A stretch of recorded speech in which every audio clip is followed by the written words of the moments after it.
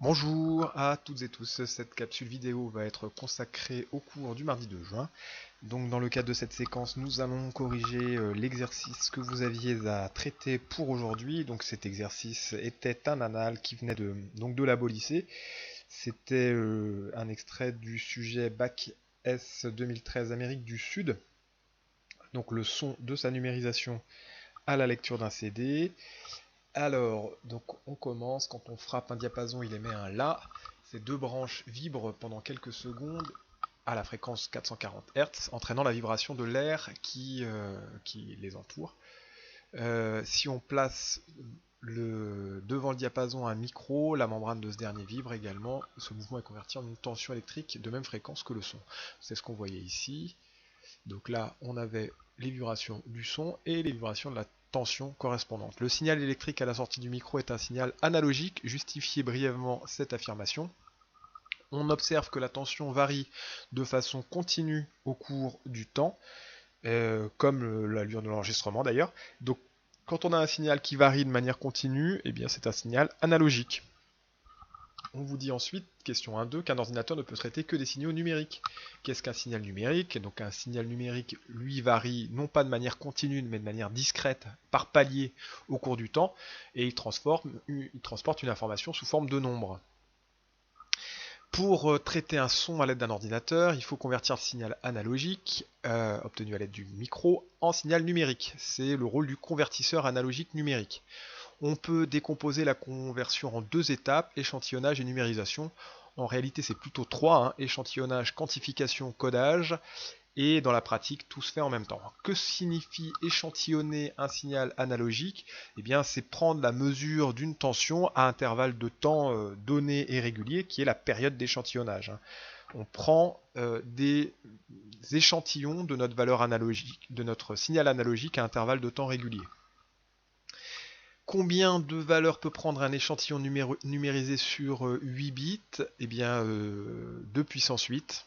C'est le nombre de valeurs quand on a 1 bit, c'est 2 puissance 1, 2 bits 2 puissance 2, 3 bits 2 puissance 3. Et donc là, sur 8 bits, 2 puissance 8 valeurs possibles. Alors, on vous dit que dans un CD audio, la numérisation se fait sur 2 fois 16 bits, donc 16 bits pour chaque voix, parce que c'est du stéréo, avec une fréquence d'échantillonnage de 44,1 kHz, et on vous demande la taille d'une minute de musique non compressée. Alors, comme on a une fréquence d'échantillonnage de 44,1 kHz, ça signifie que la période d'échantillonnage c'est 1 sur 44 100 secondes. Ça veut donc dire qu'on va prendre 44 100 échantillons à chaque seconde. Donc chaque seconde, on prend 44 100 échantillons. Chacun de ces échantillons va être codé sur 32 bits. Donc on a 44 100 échantillons sur 32 bits pour chaque seconde.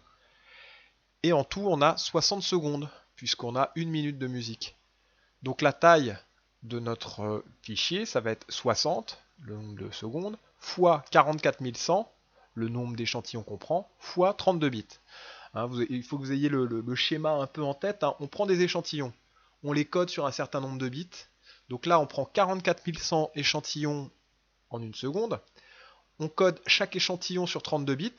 Donc en une seconde, on a 44 100 fois 32 bits ici en taille, quoi. Ça, c'est pour une seconde. Fois 60 pour avoir pour une minute. Là, on aura notre taille de fichier en bits. Pour l'avoir en octets, on divise par 8, puisque un octet, c'est 8 bits. Et pour l'avoir en mébi-octets, eh bien, on divise encore par 2 puissance 20. Donc là, je vous montre le détail du calcul que je viens d'expliquer ici. Donc là, on a donc 44 100 fois 60 ici, fois, alors ici, 2 fois 16, là 2 fois 16 divisé par 8, ça fait 4 octets, donc le 2 fois 16 c'était le nombre de bits, donc là, fois 4 est divisé par 2 puissance 20 pour l'avoir en mébi-octets. Donc on récapitule, 60 fois 44 100 fois 32, là on aura le nombre de bits, on divise par 8, on a le résultat en octets, on divise par 2 puissance 20, on a le résultat en mébi-octets. Alors, 10 mébi-octets pour une minute de musique.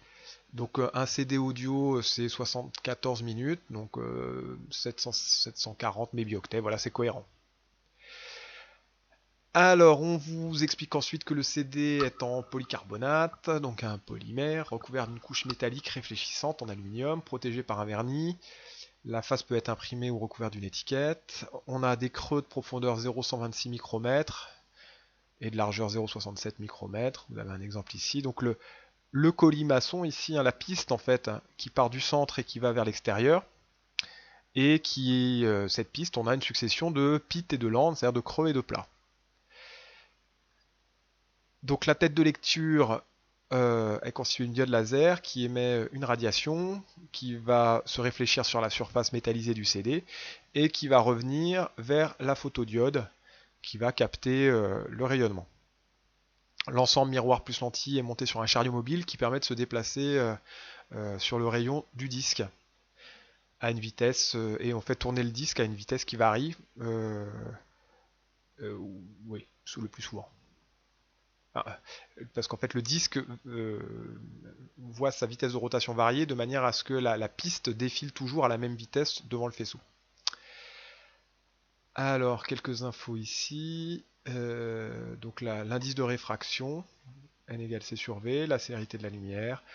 Donc citer une propriété du faisceau laser utilisant la lecture CD. Donc on a en fait 5 propriétés du faisceau laser. Sur les 5, il y en a 4 à connaître. Directivité, monochromaticité, concentration spatiale et temporelle de l'énergie et enfin cohérence. Donc là, pour la lecture CD, on va utiliser la monochromaticité, la directivité, mais aussi le fait qu'on ait une source cohérente puisqu'on va avoir des interférences. Bon là, on vous en demandait qu'une. Calculer la fréquence de la radiation monochromatique, nu égale C sur lambda. Vous avez C ici, vous avez lambda là. Donc vous calculez la fréquence.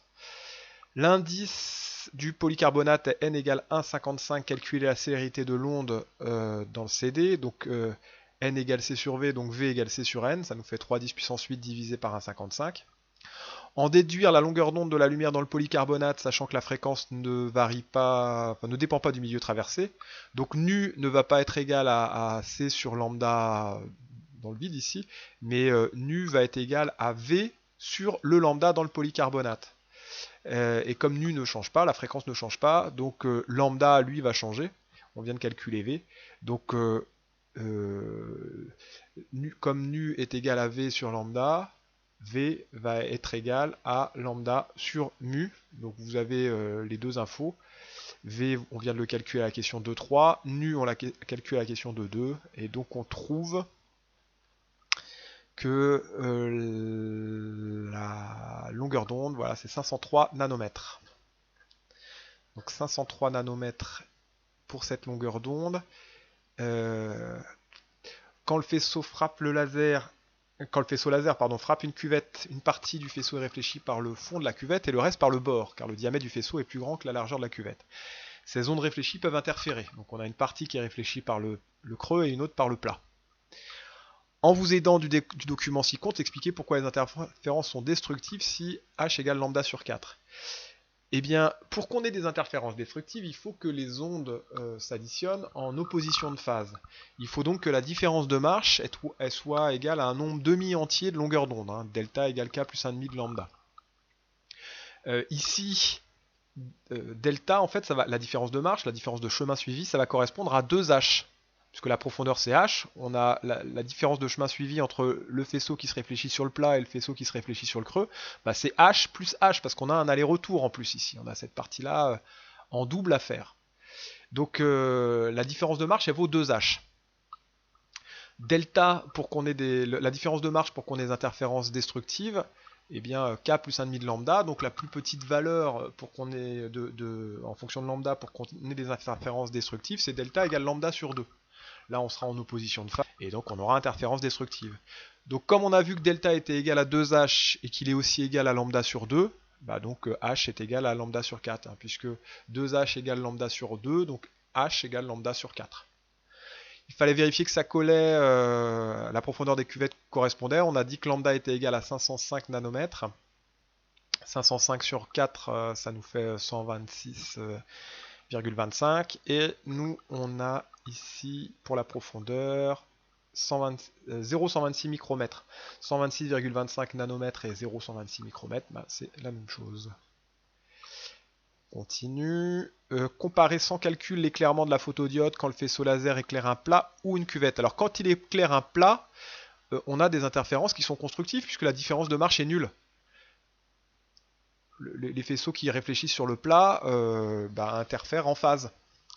Donc là, comme on a des interférences constructives, on a une luminosité importante. Alors que quand ça interfère, quand le faisceau éclaire un creux, ça éclaire un creux mais aussi un plat.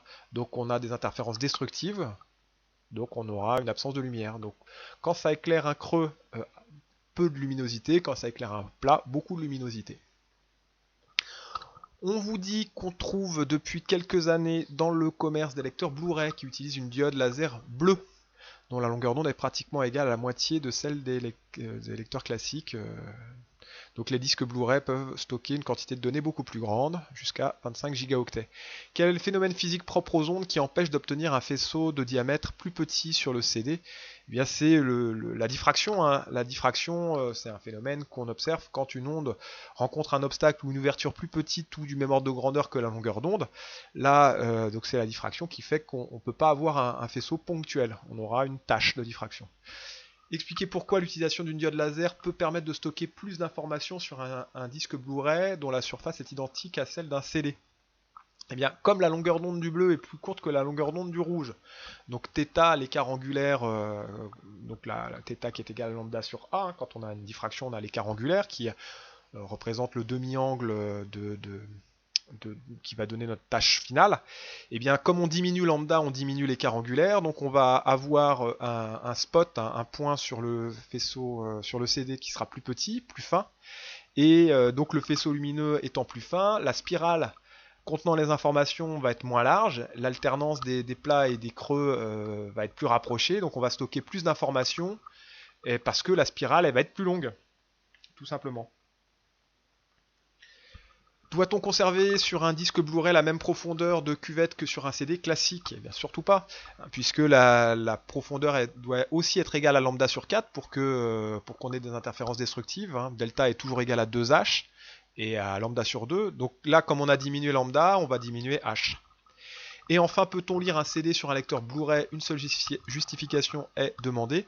Bon, alors on peut déjà dire que comme h, la profondeur va pas être égale à, enfin, la h du CD va pas être égale à la lambda du Blu-ray sur 4, donc on va pas avoir de lecture possible. Et d'autre part, le faisceau Blu-ray va être trop fin pour éclairer à la fois un creux et un plat en même temps. Donc en pratique, hein, dans un Blu-ray, on peut lire des CD, mais parce qu'on a plusieurs lasers. On a un laser dédié au Blu-ray, et puis un laser dédié à la lecture des CD, un autre dédié à la lecture des DVD.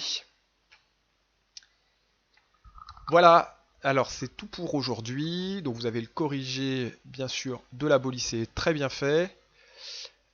Et vous avez l'activité qui est à traiter pour jeudi. Ici. Alors vous avez en plus de cette activité 2 activités du livre qui sont juste à lire, c'est indiqué sur le NT. Vous faites pas les questions, vous les lisez juste et ça va permettre, donc on va corriger tout ça jeudi et ça permettra d'introduire notre tout dernier chapitre, donc le chapitre 18 qui va parler de transmission de l'information. Voilà, bonne journée et à bientôt.